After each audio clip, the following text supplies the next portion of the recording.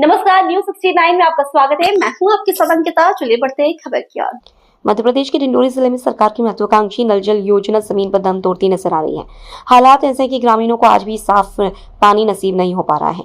इसी गंभीर समस्या को लेकर डिंडोरी से कांग्रेस विधायक ओमकार सिंह मरकाम को खुद कलेक्टर की जन सुनवाई में पहुंचना पड़ा। विधायक ओमकार सिंह मरकाम ने कलेक्टर अंजू पवन भदौरिया से मुलाकात कर जिले के ग्रामीण क्षेत्रों में पेयजल संकट को जल्द दूर करने की मांग की। उन्होंने कहा कि कई गांवों में नल जल योजना ठप पड़ी है, जिसके चलते ग्रामीण मजबूरी में झीरिया, नाले और दूषित स्रोतों का पानी पीने को विवश है। ऐसे में लोगों के स्वास्थ्य पर भी खतरा मंडरा रहा है। विधायक ने प्रशासन से मांग की कि जल्द से जल्द खराब पड़ी योजनाओं को दुरुस्त कर ग्रामीणों को शुद्ध पेयजल उपलब्ध कराया जाए। डिंडोरी से न्यूज 69 के लिए आरिफ रजा की रिपोर्ट।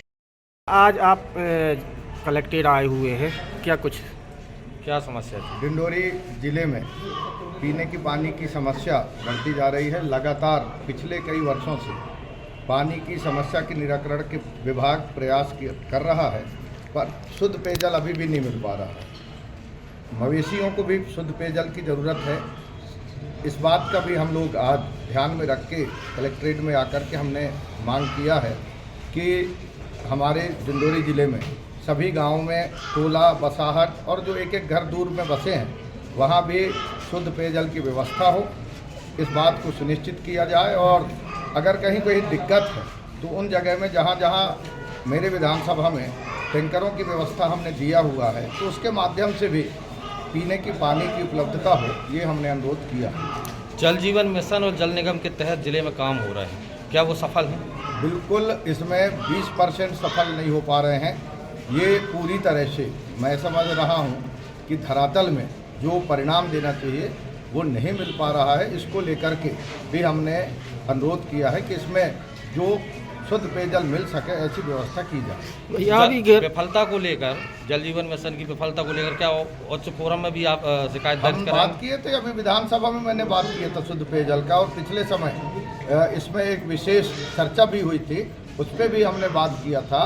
और हमने ये भी कहा था कि पानी दो जगह कम हो रहा है। एक तो जो प्राकृतिक पानी है वो तो कम हो रहा है, इंसानों के भी पानी कम हो रहा है। जो कह रहे हैं कि सब जगह पानी है और धरातल में पानी है नहीं। जैसे आज माननीय मध्य प्रदेश के मुख्यमंत्री जी कह रहे हैं कि हर जगह पानी है, प्रधानमंत्री जी कह रहे हैं टूटी खोलो पानी मिल रहा है। तो मेरा ऐसा मानना है कि ये कहीं ना कहीं इंसानों की भी पानी कम हो रहा है, ये भी चिंता का विषय बनते जा रहा है। मतलब कहीं ना कहीं विभाग की लापरवाही है निश्चित रूप से। और सबसे बड़ी दुख की बात है कि सही बात स्वीकार करना चाहिए कि अगर आपका जो वर्तमान हालात है आप सार्वजनिक स्वीकार तो करो। अधिकारियों के ऊपर दबाव बनाया जाता है कि आप रिपोर्ट दें कि सब जगह पानी है। अब अधिकारी अगर नहीं देंगे तो उनके ऊपर सरकार कार्रवाई करता है। ये पूरी गलती सरकार की है। सरकार अधिकारियों को दबाव देके गलत रिपोर्ट सबमिट कराता है और धरातल में वो समस्या जनता के बीच में जो है वो दिखाई देता है। इसमें सरकार को भी सही बात को सामने लाना चाहिए। कुछ ऐसी ही मेरे दो सवाल हैं। पहला सवाल ये है कि जिले में जो जल संसाधन विभाग या अन्य फोरम के द्वारा जो बांध बनाए गए हैं, क्या वो उपयुक्त नहीं है जिससे रिचार्ज नहीं हो पा रहा? दूसरी चीज़ कि जिले में जो नर्मदा अपर परियोजना है, नर्मदा मध्यम परियोजना है, उसमें भी डैम बनाने की तैयारी हो, उस पर क्या कहना है आपका? देखिए, जहाँ जहाँ भी पहले जो जल संसाधन विभाग और अमृत सरोवर योजना, ये तमाम तरह की जो जल संवर्धन के जो काम हुए हैं, उनमें पर्याप्त जिले की अवस्था के अनुरूप जल उपलब्ध नहीं है और उनकी कुछ जगह में पानी भी उपलब्ध नहीं है। ये शिकायतें आ रही हैं। तो ये कहीं ना कहीं बड़ी सरकार की विफलता है और इसमें सरकार को पूरा प्रयास करना चाहिए कि कैसे पानी, क्योंकि डिंडोरी जिले का जो भौगोलिक संरचना है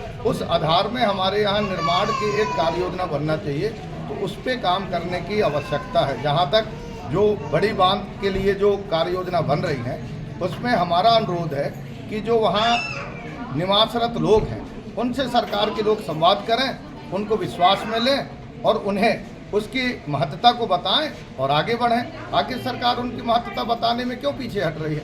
अगर सरकार डर रही है तो मुझे जिम्मेदारी दें, मैं बात करूंगा, उनकी आवाज़ को मैं सरकार तक पहुंचाऊंगा। जनता की आवाज़ को सरकार स्वीकार करे और आगे उसमें प्रयास करें। ये सरकार नहीं कर रही। अभी मैं जहाँ भी जाता हूँ लोग बताते हैं साहब आखिर हमसे क्यों संवाद नहीं किया जा रहा है। और मेरा भी कहना है उन लोगों से संवाद करके आगे प्रक्रिया बढ़ाने में सरकार को अगर कोई दिक्कत है तो सरकार हमारी ड्यूटी लगाए, हम बात करने के लिए तैयार हैं। फिलहाल इस खबर में इतना ही। आप बने रहिए News 69 के साथ। नमस्कार।